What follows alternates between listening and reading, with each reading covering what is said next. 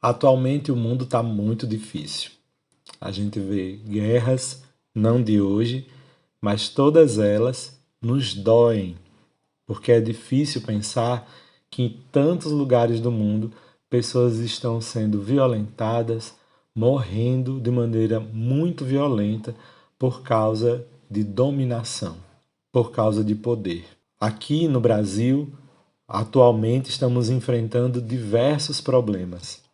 Mais especificamente no Nordeste, sofremos bastante com o volume das chuvas e principalmente com a falta de infraestrutura que fez muitas famílias perderem suas casas e suas vidas. São sentimentos com os quais a gente não pode brincar. São dores e perdas, um luto muito grande.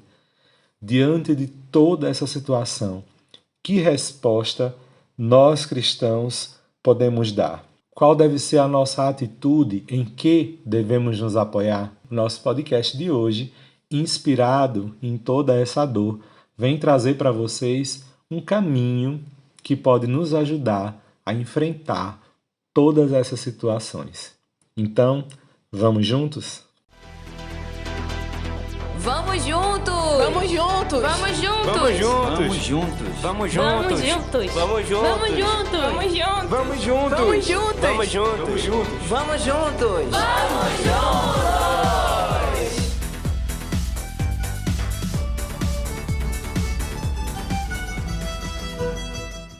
Sejam todos bem-vindos e bem-vindas a mais essa edição do podcast Vamos Juntos. Eu sou o Padre Neto e comecei mesmo um pouquinho mais sério essa edição, porque a gente não pode fechar os olhos para a realidade do nosso mundo, né? Atualmente tivemos, como eu disse no início, enfrentado muitas situações difíceis, dolorosas, assustadoras. E você jovem que está me escutando, você adolescente, ou mesmo você adulto e idoso que já passou por tanta situação na vida, todos vocês que nos escutam, às vezes a gente fica um pouco perdido e dá uma aflição, dá uma agonia. Tem muita gente que acaba desenvolvendo até crise de ansiedade diante da dificuldade que nós temos enfrentado no mundo, e ela vem de diversas formas. E aí, dentro da nossa religiosidade, dentro da nossa fé, como é que a gente vai saber então lidar com isso? Bem, venho trazer para vocês aqui este caminho que nos ajuda a viver bem e talvez a trazer soluções para o que estamos enfrentando hoje em dia. Estou falando para vocês do que pode nos ajudar nesse caminho, as virtudes teologais. Como assim, minha gente? O que é que isso tem a ver com a realidade de vida do nosso povo? Segundo o compêndio do Catecismo da Igreja Católica, as virtudes teologais, abre aspas, têm como origem, motivo e objeto imediato o próprio Deus. São infundidas no homem com a graça santificante, tornam-nos capazes de viver em relação com a Trindade e fundamentam e animam o agir moral do cristão, vivificando as virtudes humanas. Elas são o penhor da esperança e da ação do Espírito Santo nas faculdades do ser humano. Fecha aspas. Difícil, né, da gente entender?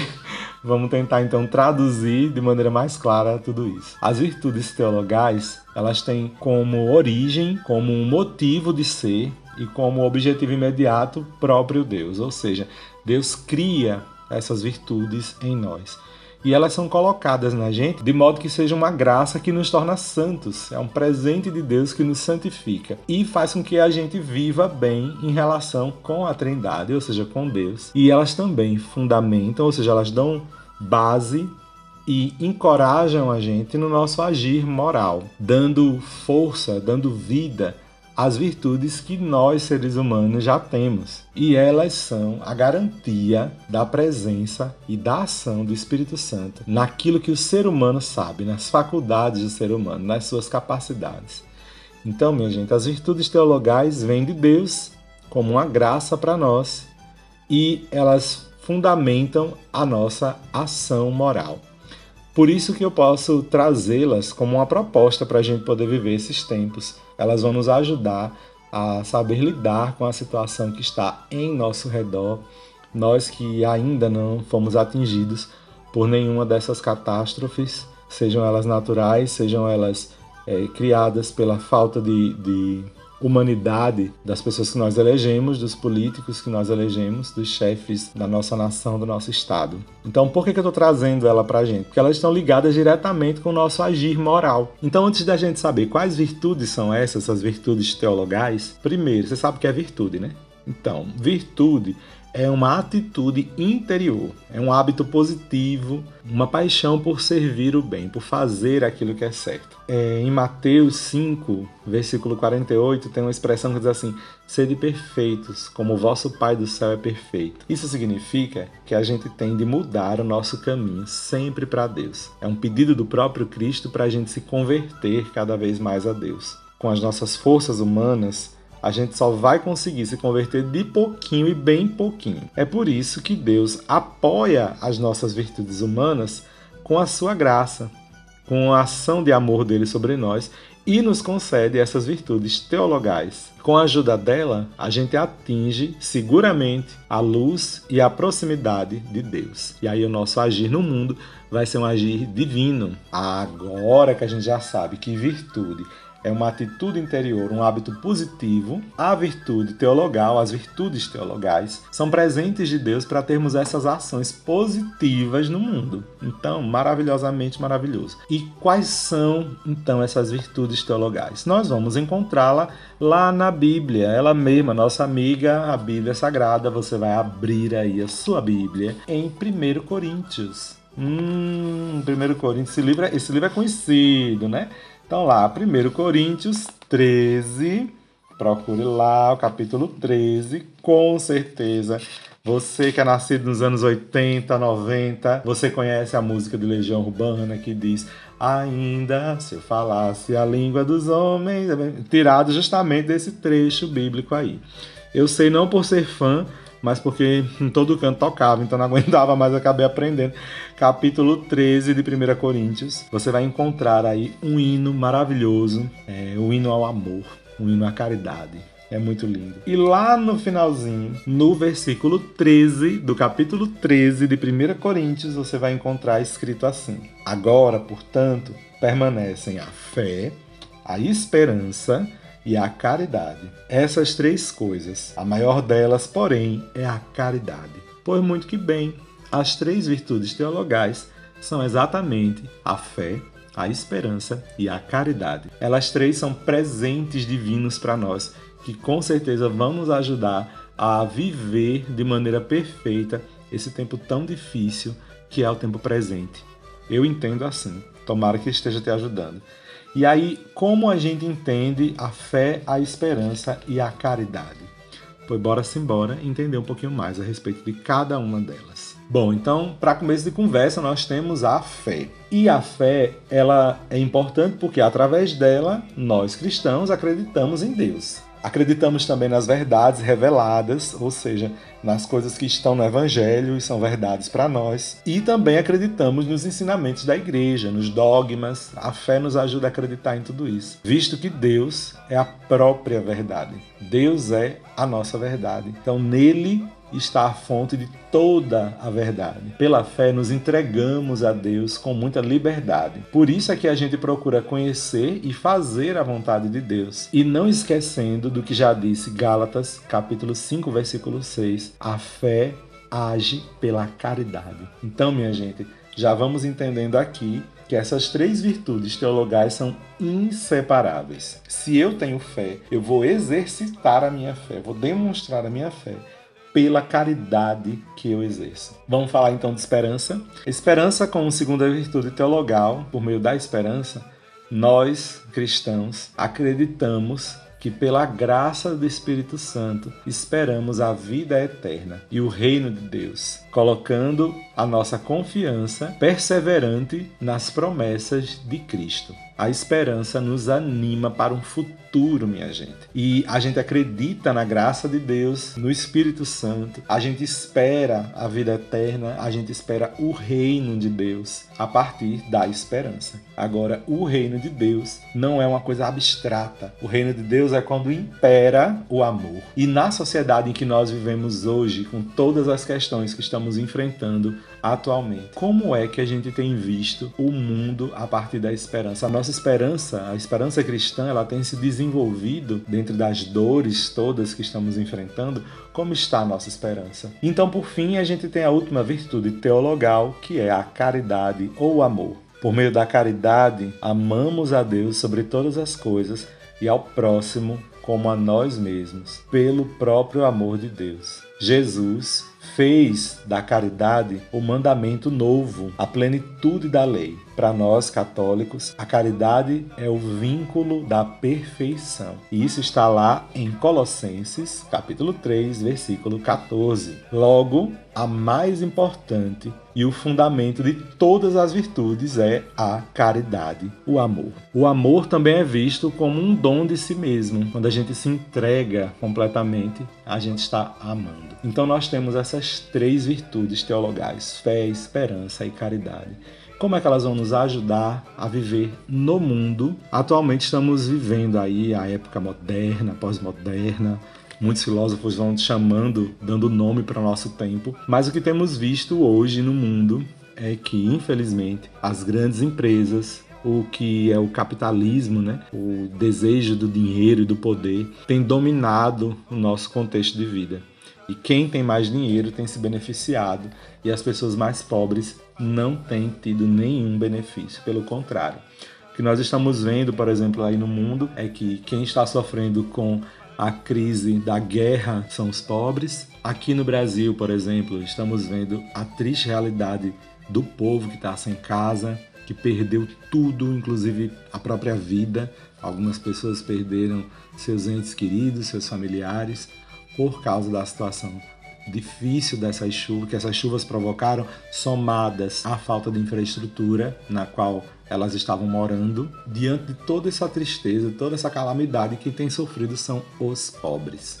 Os ricos não têm sofrido.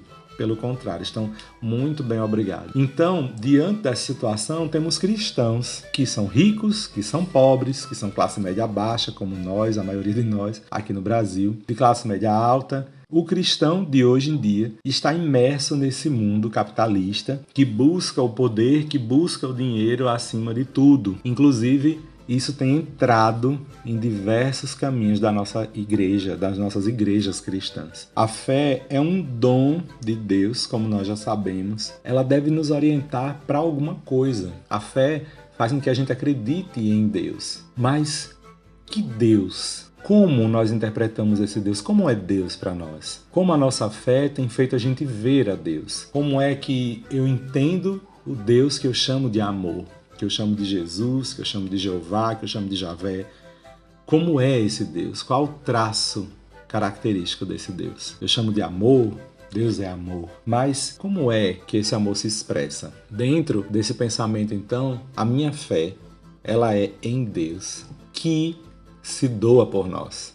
Então, se o próprio Deus é doação, se o próprio Deus é entrega, se o próprio Deus é salvação da vida de todos, em especial dos mais pobres, aonde a nossa fé está nos levando? Será que nós rezamos pelos pobres em nossas orações? Será que a nossa fé, além de fazer com que a gente reze pelos pobres, ela faz com que a gente haja com relação aos pobres? Que a gente se importe com os que mais precisam? Como eu falei para vocês, as virtudes teologais não estão separadas, elas estão coladinhas uma da outra. Então a minha fé, a fé que nós temos em Deus, é uma fé que tem que nos levar a olhar o Cristo em sua vida diária, o Cristo em sua ação de salvação para nós. O pecado é não amar, o pecado é tirar a vida do outro. Então, se eu não me importo em amar os meus irmãos, eu não só estou falando os de dentro de casa não, os da rua também.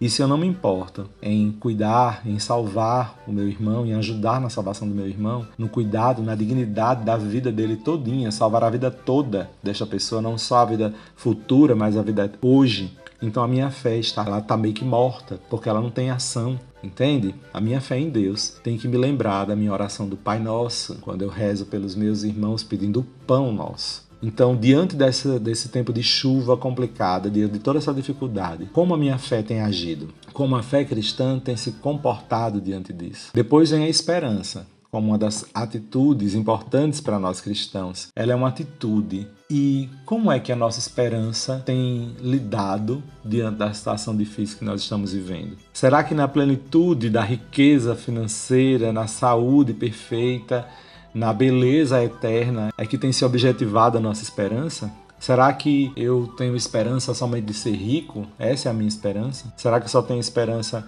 em ter beleza e juventude? Onde está a nossa esperança? Como está expressa a nossa esperança? Se a nossa esperança é no reino de Deus, minha gente, então se é nos valores cristãos, a gente tem que esforçar o nosso discurso e a nossa postura no mundo a ser de esperança no reino de Deus, que é um reino para todos, que é um cuidado, um amor para todas as pessoas. Preste atenção, hein, minha gente? E a caridade? Segundo o Catecismo da Igreja Católica, a caridade tem como fruto a alegria, a paz e a misericórdia. Exige a beneficência e a correção fraterna. É benevolência, suscita reciprocidade, é desinteressada e é livre. É amizade e comunhão. A finalidade de todas as nossas obras é o amor. É para alcançá-lo que corremos. É para ele que corremos. Uma vez chegados, é nele que repousaremos. Mas será que nós, cristãos de hoje em dia, não corremos cada vez mais rápido na direção do egocentrismo? Como é que a nossa caridade o nosso amor tem se expressado? Essa virtude teologal, Deus nos colocou para amar a todos, para fazer com que o amor seja sentido e vivenciado por todos. E como a gente tem lidado com essa realidade? Será que a minha caridade fica só em sentir pena do meu irmão? Será que a minha caridade tem me levado a agir com relação ao meu irmão? A nossa fé se expressa na nossa caridade. Então, se a sua comunidade de fé, se a sua família que se diz cristã não expressa a sua fé pela caridade, ela está deturpada, ela está com a fé muito errada. A nossa fé nos inspira a agir com caridade por causa da esperança do reino de Deus. Então, todos nós aqui, preste atenção, você que está aqui nesse podcast, diante desse mundo difícil que nós estamos enfrentando, diante da situação difícil das chuvas, a nossa fé cristã, ela tem que nos orientar para o reino de Deus. A nossa esperança cristã, ela tem que nos animar, porque ela nos dá forças em entender que o reino de Deus, no qual acreditamos, é possível. E a caridade deve ser o agora desse reino que nós esperamos e temos fé nele. A nossa caridade cristã é a tradução da fé que nós temos, e ela é inspirada pela esperança no reino. No reino de Deus não pode haver gente desabrigada. No reino de Deus não pode haver gente passando fome, morrendo por causa da ganância dos poderosos que não investem na vida dessas pessoas, na infraestrutura para essas pessoas. Então preste bem atenção. Peça a Deus cada vez mais que desenvolva dentro do seu coração e te dê sensibilidade para você também desenvolver dentro do seu coração essas virtudes que são presentes que todos nós cristãos temos. A fé, a esperança e a caridade. Não desligue a sua fé da esperança, não desligue a sua fé da caridade, porque uma fé sem esperança e sem caridade, ela é oca, infrutífera e triste. Então, nós da comunidade salesiana no Brasil, no mundo e principalmente aqui no Nordeste, estamos levantando uma campanha de doação de dinheiro, mas também de doação de materiais para ajudar nessa situação difícil que as pessoas estão vivendo. Então, se você quiser nos ajudar, procure aí na internet salesianos.org.br e você vai ver a nossa campanha para ajudar todas as famílias que estão desabrigadas aqui. Na sua comunidade paroquial, na sua comunidade familiar, procure ver se vocês podem, por causa da sua fé, ajudar as pessoas. As virtudes teologais, elas nos ajudam nas virtudes humanas. Então, para a gente fazer uma ação boa com relação ao nosso irmão, haja com fé, com esperança e com caridade. E para encerrar esse nosso podcast de hoje, eu vou deixar uma reflexão de um texto muito maravilhoso do Centro de Estudos Bíblicos, do CEBI. Esse é um texto de 2019, de 6 de dezembro de 2019. O título do texto é No Caminho de Jesus de Nazaré, Fé, Esperança e Amor. O autor é o Marcos Aurélio dos Santos. Ao contrário do que muitos pensam, o seguimento de Jesus de Nazaré não é uma trilha para chegar a realizações e desejos pessoais, como projetos de poder na esfera religiosa, sucesso nos negócios ou garantia num lugar do céu na primeira classe. É o que muitos líderes religiosos têm ensinado, infelizmente, né? Pregam o Jesus dos milagres, da prosperidade financeira, do templo, das hierarquias, da barganha. As forças conservadoras do sistema religioso exaltam o Deus-mercado, que surge das entranhas do capitalismo para promover a adoração a um Deus consumista que ama o luxo e a soberba. Nisso surgem deuses e deusas que, em seus projetos de poder, se dedicam na construção de seus impérios. Há também os que acreditam que o caminho de Jesus de Nazaré é uma pauta de ritos, códigos e dogmas vazios. Para estes, Deus é a lei. Acreditam em um Deus autoritário, raivoso, determinista. São os que pregam que nada acontece no mundo sem o consentimento de Deus. Por isso, o determinismo acredita que a miséria, a fome e a violência e outros males que hoje afetam a sociedade não é um problema político-social, mas é um sofrimento predeterminado por Deus e não cabe à interferência da sociedade. O determinismo tem a sua base no fundamentalismo religioso, que em sua leitura bíblica exalta a letra em detrimento da vida. Os que acreditam no Deus mercado, como também no Deus dos milagres e prosperidade, não rompem com o templo. Acreditam que lá é a casa de Deus e o lugar onde Deus realiza os desejos de consumo dos seus fiéis. Por isso preferem doar dinheiro para a construção de templos e, ao mesmo tempo, ignorar os milhões de pobres que vivem em barracos ou debaixo dos viadutos, resultado de um capitalismo que os mesmos abraçaram por décadas na história da Igreja cristã. O seguimento de Jesus de Nazaré é pautado na fé, na esperança e no amor. O caminho de Jesus é para os discípulos e discípulas que amam a Deus e os pobres. É lugar de escuta, de profecia, de caminhada libertária. O seguimento de Jesus é caminhada com os pobres. Estes estão incluídos os negros que lutam contra a segregação racial, mulheres, jovens e crianças das periferias que sofrem com os múltiplos desafios sociais, os ribeirinhos, indígenas em suas terras sob ameaça. Também os camponeses na luta pelo direito agrícola, os sem teto, sem terra e muitos outros. O caminho de Jesus não é no templo com suas estruturas hierárquicas de poder, nem nas prateleiras do mercado religioso, nem tampouco na longa lista de regras do legalismo. Jesus está na vida, na caminhada de libertação com os pobres. Por isso, ainda que acabem todas as possibilidades aos que seguem o Cristo, sempre haverá Deus e os pobres. Então esse foi o texto para a gente fazer essa reflexão.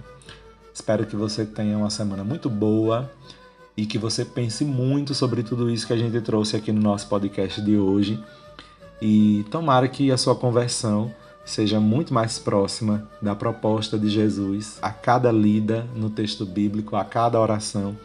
Não se esqueça dos pobres, daqueles que o Senhor quer salvar. Além de você, além da sua igreja, Deus pretende salvar o mundo todo. E a salvação não está só na vida futura. Ela começa hoje, com direitos, com dignidade, com respeito. Deus te abençoe e te guarde. Em nome do Pai, do Filho e do Espírito Santo. Amém. Boa semana e, para a gente continuar caminhando e aprofundando a nossa fé, vamos juntos.